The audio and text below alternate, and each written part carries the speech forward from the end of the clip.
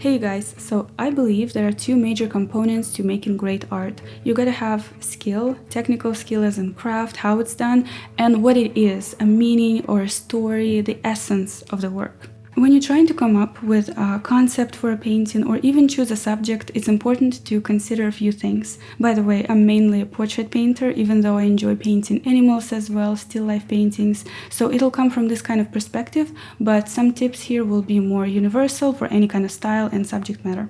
First of all, it's quite self-evident, but it's important to somehow relate to the subject or feel inspired, genuinely interested in. It's a very personal factor and it's about what you connect with. I'll say more about it a bit later. Lighting. There are many effects you can create by using lighting in different ways. You can create a more dramatic scene or a more soft and cozy atmosphere. I often use softboxes to add light, but there is nothing like natural daylight for this purpose. It's less reliable though because it changes throughout the day, but if you decide to work with a reference photo, it simplifies things. You'll need to take some photos and choose the best one that stands out to you the most. From the visual perspective, I'd like to mention that the degree of illumination you see on the surface of objects depends on the nature of the light source. It can be strong or weak, the distance to the light source, as well as on the angle of incidence, I believe it's called, an angle at which the light hits the surface. Besides that, it depends on the distance between you and the subject, because the bigger the distance, the weaker the lighting will be. The strength of contrast between lights and darks will be greater when the object's closer to the light source than on surfaces that are more far away from it. These are just some things that can be useful to know. To properly place your drawings of the subject matter on the size of the canvas, you need to think about the center of the composition, the negative space, the space around and between the subject that's not occupied. If you want to add more movement or a dynamic to help guide the viewer to look at other sections of your drawing or painting, etc. It's good to develop spatial thinking. By the way, these are illustrations from the book Fundamentals of Educational Academic Drawing by Nikolai Lee. If you are painting a still life, you want to think about how the objects overlap, how they are arranged and combined. Composition can also refer to the way you organize, let's say, elements of different photographs that you want to use into one reference, or how to combine different scenes together, for example. I studied architecture, I have a Bachelor of Architecture degree, and it was around my early university years when I started to get into oil painting. Meanwhile, we had some drawing classes, technical drawing, some color theory and composition, basically some fundamentals of drawing at uni, which looking back, I believe ended up being quite helpful. So if you're serious about improving your painting skills, let's say, I suggest reading about these things, articles, books, whatever you can find. There's a lot of information about these things online for free now, so that would be my recommendation. Color scheme and temperature. You can make it feel more moody or more calm and balanced. This leads to storytelling, if that's something you want to incorporate. It can be very subtle, but even a face expression, emotion, or surroundings can often give clues as to what's the story behind it, what's going on. And so the colors and the temperature of the scene or lighting can also play into that. Again, the technique, how it's done, quite different from the style. I'm talking more about technical skill, proportions, anatomical accuracy, color accuracy, brushwork, level of realism if that's what you're aiming for, proper perspective, etc.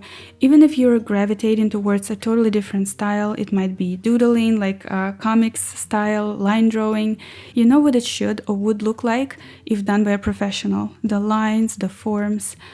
It's skill, it's the craft, right? This part comes with practice and repetition. Also learning from the artists you admire, look at what they do, even try to imitate them, especially if you're just starting out. Save their drawings or images on your phone so you'd have access to them in case you're wondering what kind of brushwork or line work did he or she do in this instance, or how they did this or that. It will help you learn faster. And don't limit yourself to just one artist. You can learn from so many talented people, so yeah. Put your ideas out there. Not every painting or a work of art is going to be a masterpiece. It doesn't have to be. Don't put that pressure on yourself. You'll really just need 3 to 5 really good ones out of 10, for example. It's like having hit songs on an album. That's what you need to strive for. Sometimes it really clicks and it's an incredible thing. But let me tell you, no matter how much you plan, there are some outside factors involved, outside of our control, I mean. And artwork, any creative work, can't be entirely calculated. You can't ever be fully aware why it works, like something just works. It works, and something else doesn't, and it's okay. It's also good to remember that art is subjective, and so put your work out there and don't think too hard about it. Also, speaking specifically about coming up with an idea or subject matter, this is the creative part, the fun part. It's like coming up with a concept or a plot for a book you want to write. You'll fill in the details later, but you begin with the main idea.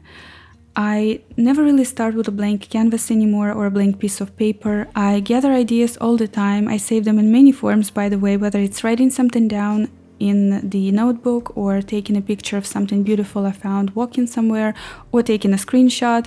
Then I combine and develop these ideas with the focus on a single project, painting. You might want to take a few minutes to try out the colors you wish to use, do some painting studies or some thumbnails to figure out the composition, the crop, orientation of the piece, its size, etc. By the way, when I use a reference, I try out the colors I want to use for the background, for instance, in Photoshop, and choose what, in my opinion, works best. After that, I personally like to take a bit of time off, sleep on it, and get back to it the next day with a fresh mind. It might look different to you, and you'll come up with some new things that will add to it. I'll give you some real examples. I wanted to do something with light, like lighting. I've done a couple of paintings like that actually by this point, but I asked my sister to model for me. Asking your family and friends to model for you is the best, by the way. She's always so flattered when I paint her. But anyway, so I really wanted to play with the sunlight and have this warm undertones contrasted with the blue dressing and things like that. So this is the idea that I had, and this is the final result.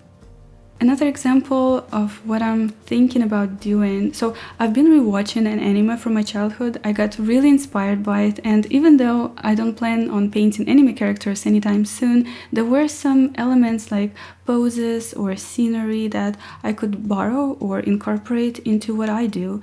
In the same way, you can get inspired by some color combination you'd want to use, what kind of person or emotion you want to convey, and so on and so forth. I've been asked about the references I use and where I get them from many times. Generally, I recommend taking your own reference photos. It's the best. I do find some photos to use online. There are royalty-free websites.